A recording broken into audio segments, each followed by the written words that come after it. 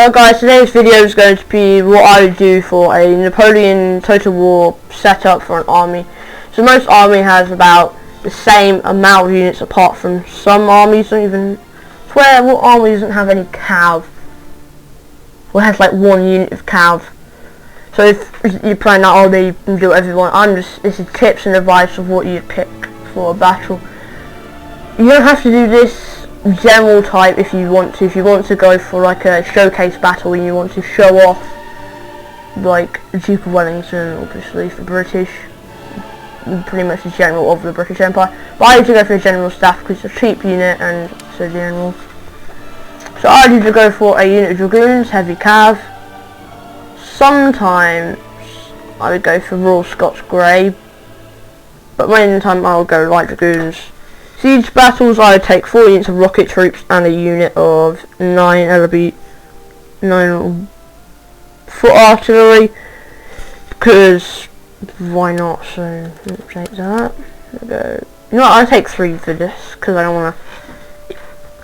Quite expensive, but this is on a budget of 14,000 coins. You know what, I've got a budget on 14,000 coins. There you go. So then you have a look what else you have. I believe some of the stuff I actually have is some DLC stuff. I'm pretty sure the Royal Scots Grey is a DLC unit. Really stupid. Kind of making it a pay to win thing. So what you want to do is have some foot.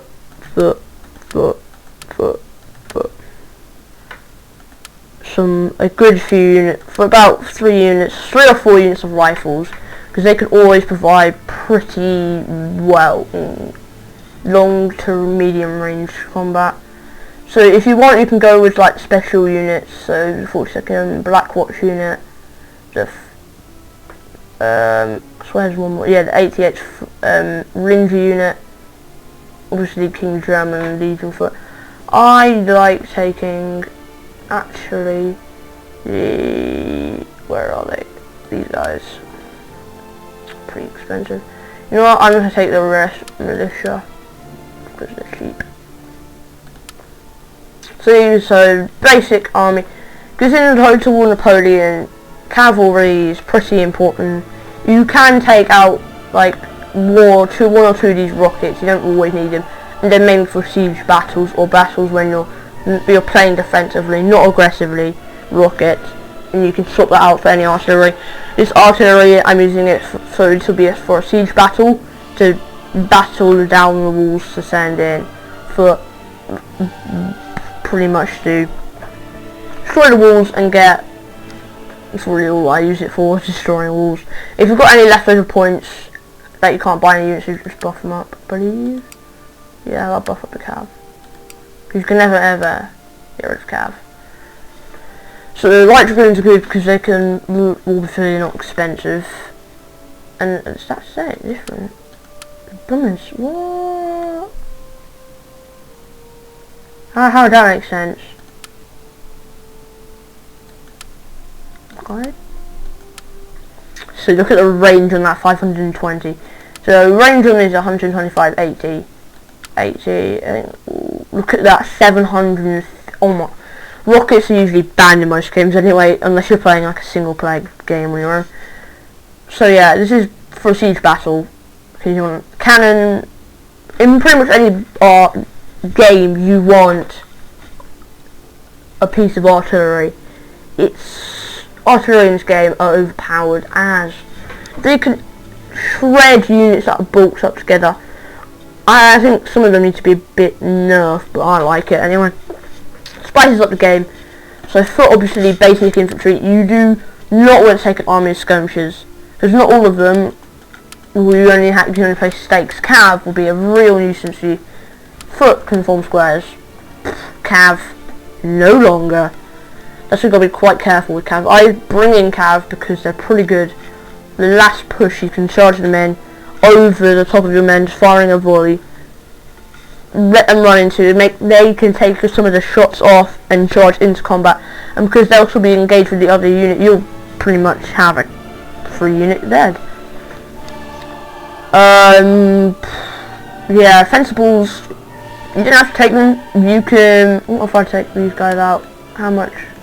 So like if I wanted to, I could take another unit of artillery. You can swap it out for whatever you want. But I'm taking it because, you know, I'm going to use one because I've got, yeah, sure, because you do need quite a lot of foot. In some scenario cases, I've taken 5 units of cav and been left with 4 units of rockets, and I have literally about 3 or 4 units. It's because you need the most men possible.